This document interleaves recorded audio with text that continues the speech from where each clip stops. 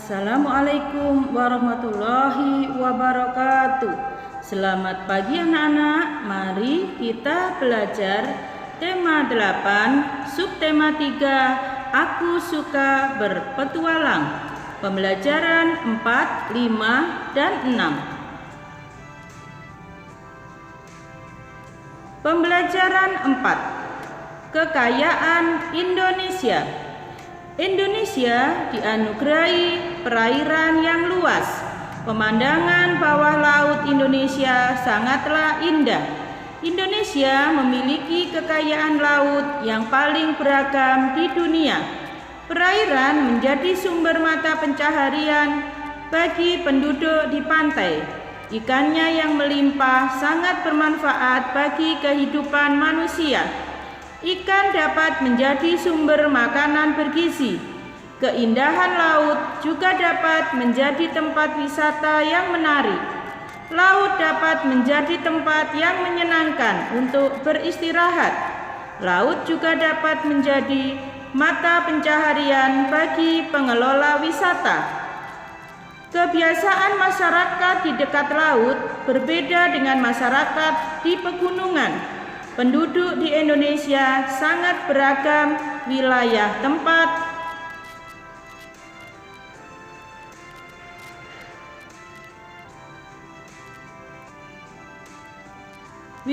tempat tinggalnya. Keragaman wilayah tempat tinggal membuat beragam pula kebiasaan masyarakatnya. Hal ini menyebabkan beragam rumah adat yang ada di Indonesia. Hal ini pula menyebabkan beragam pakaian adat di Indonesia. Perbedaan ini membuat Indonesia menjadi semakin kaya. Walaupun berbeda kebiasaan, masyarakat Indonesia tetap hidup rukun dan damai. Ayo berlatih. Jawablah pertanyaan berikut ini sesuai bacaan. Keragaman apa saja yang dapat kamu temukan dalam bacaan tersebut? Keragaman rumah adat, pakaian adat, tempat tinggal, kebiasaan, dan berbagai jenis ikan yang ada di Indonesia. 2. Sikap manakah yang semboyan negara Indonesia saat masyarakat Indonesia tetap hidup rukun dan damai walaupun banyak perbedaan? 3. Apa semboyan negara Indonesia? Bhinneka Tunggal Ika.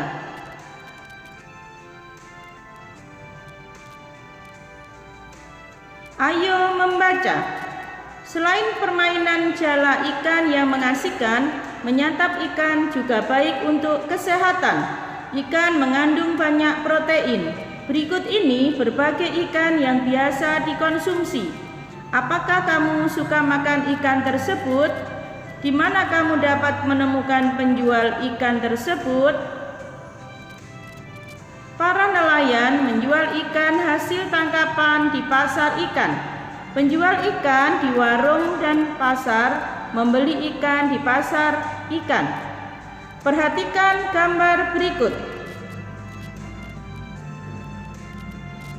Ibu Siti ingin membeli ikan di pasar ikan. Perhatikan papan petunjuk arah pada gambar.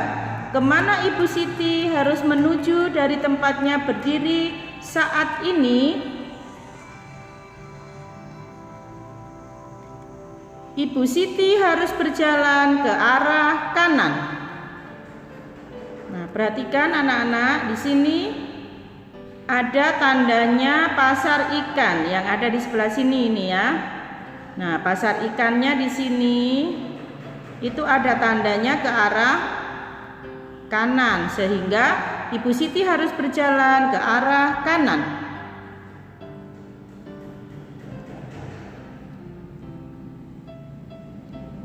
Papan petunjuk tersebut termasuk rambu lalu lintas. Rambu lalu lintas terdiri dari beberapa jenis. Di antara jenis-jenis rambu sebagai berikut. 1. Rambu peringatan. Rambu jalan licin merupakan contoh rambu peringatan. 2. Rambu larangan. Rambu dilarang berhenti merupakan contoh rambu larangan. 3. Rambu perintah. Rambu wajib belok kiri merupakan contoh rambu perintah. 4. Rambu petunjuk. Rambu petunjuk arah merupakan contoh rambu petunjuk. Ayo berlatih. Lengkapi gambar berikut seperti perintah yang tersedia. Lengkapi agar menjadi rambu petunjuk arah yang benar. 1. Untuk menuju taman bermain harus belok kiri. Untuk menuju Masjid Agung harus belok kanan. Untuk menuju Sekolah Nusantara harus lurus mengikuti arah jalan. Nah, perhatikan anak-anak, di sini kalian harus mengisi seperti yang sudah ditulis ini. Perhatikan. Di sini ada Sekolah Nusantara. Nah, di Sekolah Nusantara itu harus lurus sehingga ini jalurnya arahnya ke atas. Ini lurus. Kemudian Masjid Agung. Masjid Agung itu harus belok kanan sehingga di sini ada arah panahnya ke kanan. Kemudian taman bermain itu harus belok kiri sehingga kita letakkan di sini yang ada arahnya panah ke kiri. Seperti itu kalau harus menuliskan isiannya. Kemudian yang nomor 2. Untuk menuju kebun binatang harus belok kiri. Untuk menuju Rumah Sakit Indah harus belok kanan. Untuk menuju pasar ikan harus lurus mengikuti arah jalan.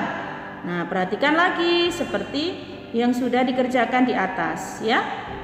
Jadi kalian harus menuliskannya sesuai dengan petunjuk. Pasar ikan ini harus lurus sehingga letaknya di sini. Kemudian Rumah Sakit Indah itu harus belok kanan. Kemudian yang kebun binatang harus belok kiri. Nah, sehingga panahnya yang ke arah kiri. Ayo membaca. Kalian sudah tahu berbagai rambu lalu lintas. Rambu lalu lintas bermanfaat untuk mengatur lalu lintas. Rambu lalu lintas membantu perjalanan menjadi aman dan lancar. Rambu petunjuk ada 2 macam. Selain petunjuk arah, ada juga rambu petunjuk tempat. Berikut ini contoh gambar rambu-rambu petunjuk tempat. Rambu petunjuk masjid. Nah, di sini ada gambarnya. Gambarnya masjid. Kemudian yang kedua, rambu petunjuk tempat rumah sakit. Ada tempat tidurnya, menandakan rumah sakit. Kemudian yang ketiga, rambu petunjuk tempat pom bensin. Ayo berlatih, perhatikan gambar berikut ini. Ada papan petunjuk arah dan tempat yang dimaksud. Lengkapi tulisan pada papan petunjuk arah. Lengkapi sesuai posisi tempat yang ada pada gambar. Nah, di sini anak-anak kalian disuruh untuk mengisi yang jalurnya ke arah lurus. Ini ke arah lurus ke atas ini, gambarnya seperti ini sehingga kita harus mengisi pom bensin. Kemudian kalau kita belok ke arah kanan, nah di sini ini ada mall sehingga kita isi di sini mall. Kemudian kalau kita belok ke kiri, di sini ada masjid sehingga kita isi yang belok kiri ini masjid.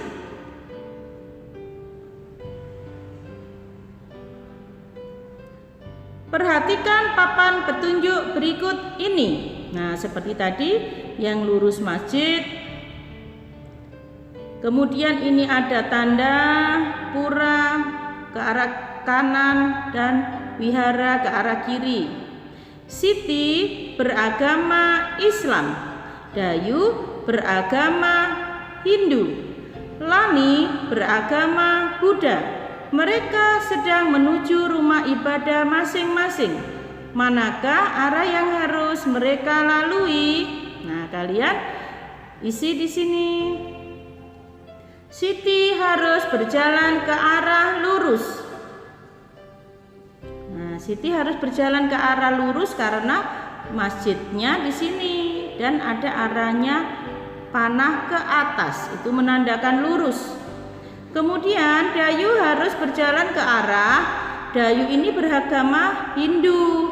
Hindu tempat ibadahnya adalah pura, sehingga dia harus belok ke arah kanan. Di sini kita harus menuliskannya kanan. Lani beragama Buddha. Buddha itu tempat ibadahnya di wihara. Lani harus berjalan ke arah kiri. Nah, ini berjalan ke arah kiri, panahnya ke kiri. Ayo berlatih. Bangsa Indonesia terdiri atas berbagai suku bangsa dan agama. Berbagai jenis perbedaan disebut juga dengan keberagaman. Cobalah mencari tahu keragaman yang ada di kelasmu. Keragaman pengalaman mengunjungi suatu tempat. Beri tanda centang pada kolom yang tersedia. Misalnya di sini anak-anak mengisi nama teman dari nomor 1 sampai dengan 15. Misalnya nama temanmu yang nomor 1 itu sukanya pergi ke pantai. Yang kedua, temanmu sukanya pergi ke gunung, sehingga gunung yang dicentang. Yang ketiga, temannya yang ketiga suka pergi ke kebun binatang. Nah, kemudian dicentang seperti itu sampai dengan nomor 15, sehingga bisa ditemukan bahwa teman yang berkunjung ke pantai itu ada 6 anak.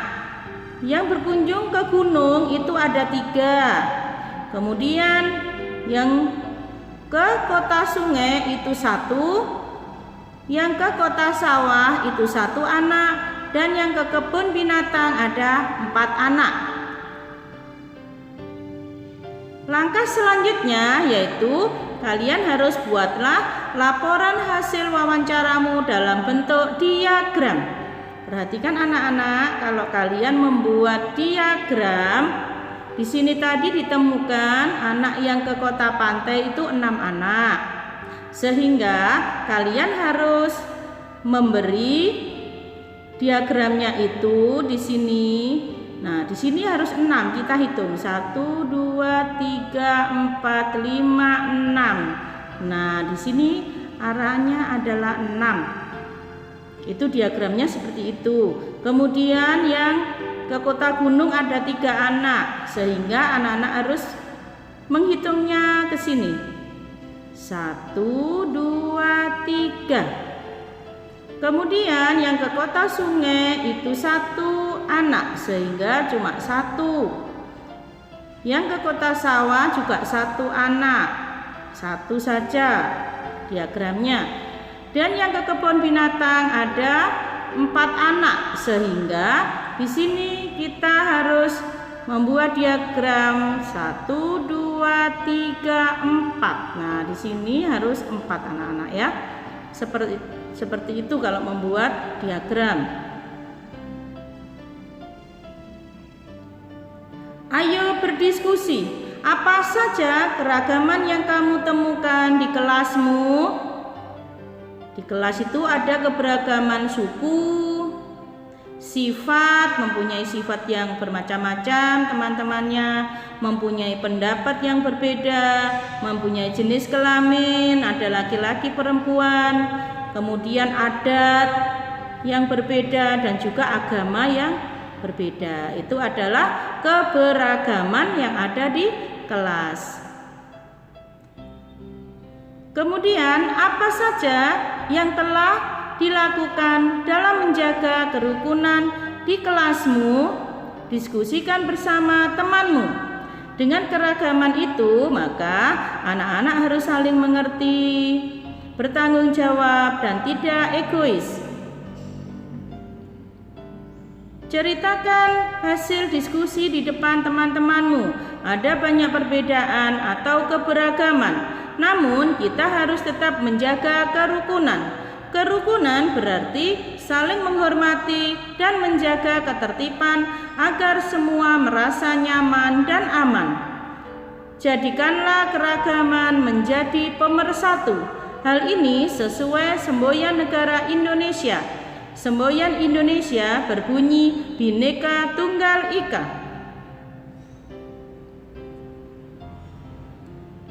Ayo membaca, perhatikan gambar berikut ini. Di sini ada gambar seorang nenek, ya. Nah, ini ada gambar-gambarnya, ada 1, 2, 3, ada 6 gambar ya, 1, 2, 3, 4, 5, 6. Ayo menulis, buatlah cerita sesuai urutan gambar. Kemudian jawablah pertanyaan sesuai gambar yang tersedia. Kalian membuat cerita bahwa ada nenek yang naik kendaraan, kemudian dia sudah sampai dan menyeberang. Ada yang menolong menyeberangkan. Seperti itu anak-anak ya. Ayo berlatih. Jawablah pertanyaan berikut ini. 1. Apa saja rambu lalu lintas yang kamu lihat dari gambar tersebut? Di gambar ini ada rambu lalu lintas, yaitu berupa zebra cross untuk menyeberang itu ya. Papan petunjuk tempat, masjid, papan arah perumahan lestari, lampu lalu lintas. 2. Apa saja hal yang perlu diperhatikan saat menyeberang jalan? Saat menyeberang harus menengok ke kiri dan ke kanan. Kemudian menyeberangnya harus di zebra cross. Nenek mengucapkan terima kasih karena telah dibantu. Nenek juga memberikan sebungkus makanan tradisional. Makanan tradisional itu empek-empek. Empek-empek berasal dari kampung halaman nenek. Masih ada banyak contoh makanan tradisional lainnya. Contoh kue tradisional lainnya adalah onde-onde, klepon, dodol, serabi, dan kue lapis. Apakah kamu dan teman-temanmu suka kue tradisional? Perhatikan diagram makanan tradisional yang disukai anak-anak. Kue tradisional yang disukai oleh 50 orang. Nah, di sini ada 50 orang. Kemudian didata dari 50 orang itu yang suka onde-onde, ternyata yang suka onde-onde itu ada 40. Nah, di sini diagramnya itu menunjukkan 40 anak. Kemudian yang suka klepon itu ada di garis ini anak-anak ya, sehingga garisnya nanti ditemukan berapa ya, 25. Kemudian yang suka dodol itu sebelah sini garisnya, nah berarti 5. Serabi garisnya sebelah sini, sehingga yang suka serabi itu 35. Yang suka kue lapis, nah kue lapis garisnya di sini, berarti yang suka adalah 50 orang anak. Nah, sekarang ayo berlatih. Jawablah pertanyaan berikut berdasarkan diagram tersebut. 1. Berapa banyak anak yang menyukai serabi? Seperti yang sudah dijelaskan tadi, kalian lihat di garis serabi itu 35 anak. Serabi yang sebelah ini tadi ya, yang sudah dijelaskan Ibu. Nah, di sini sehingga disebutkan 35 anak. Kemudian yang kedua, berapa banyak anak yang menyukai klepon? 25 anak. 3. Apa nama kue yang paling banyak disukai? Kue yang banyak disukai adalah kue lapis karena 50 orang anak itu semuanya suka. Yang nomor 4, apa nama kue yang paling sedikit disukai? Dodol. 5. Berapa banyak perbedaan antara yang menyukai kue lapis dan kue onde-onde? Nah, untuk mencari beda adalah kue lapis itu yang 50 dikurangi dengan yang suka onde-onde 40 sama dengan 10 anak.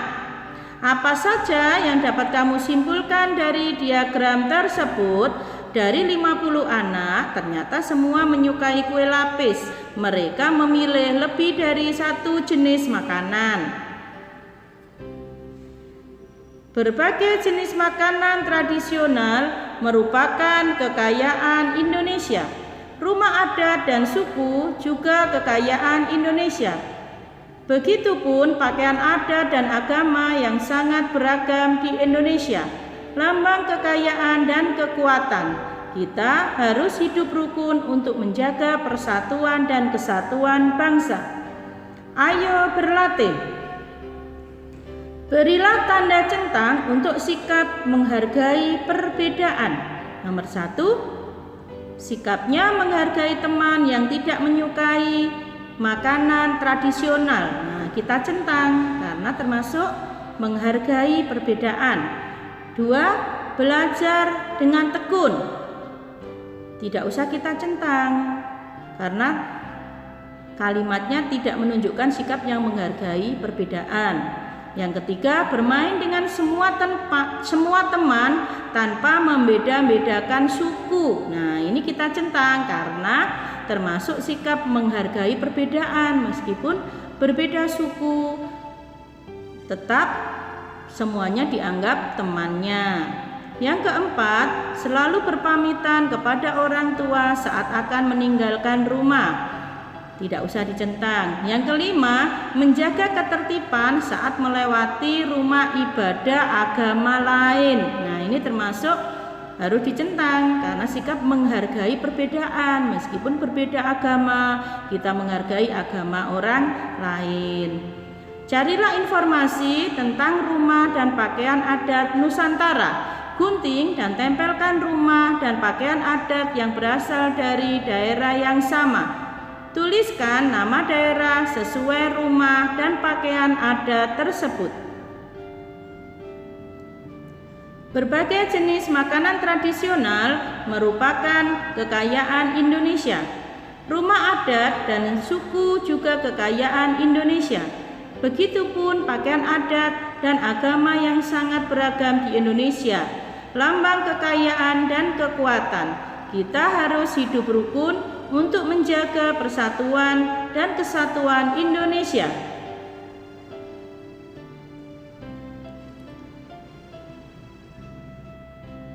Ini tadi sudah anak-anak ya. Kemudian, nah di sini ada rumah adat, pakaian adat, dan nama daerahnya. Kalian disuruh tadi untuk mencari. Nah, di sini sudah ada di tulisan ini nama daerah Provinsi DKI Jakarta. Nah, pakaian adatnya seperti ini dan rumah adatnya seperti ini. 1. Provinsi DKI Jakarta. Rumah adatnya dinamakan Rumah Kebayo, Rumah Gudang, Rumah Joglo Betawi, Rumah Panggung. Pakaian adatnya dinamakan Nona Betawi. Yang kedua, Provinsi Bali. Rumah adatnya dinamakan Rumah Gapura Candi Bentar. Pakaian adatnya Payas Agung. Nomor 3, Provinsi Kalimantan Barat. Rumah adatnya Rumah Betang, Rumah Balok. Pakaian adatnya Dayak.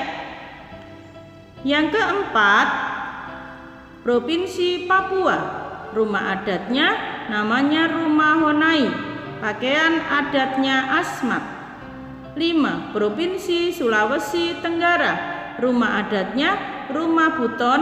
Pakaian adatnya tradisional suku Tolaki. Demikian anak-anak yang bisa Ibu sampaikan, semoga bermanfaat untuk anak-anak semua. Wassalamualaikum warahmatullahi wabarakatuh.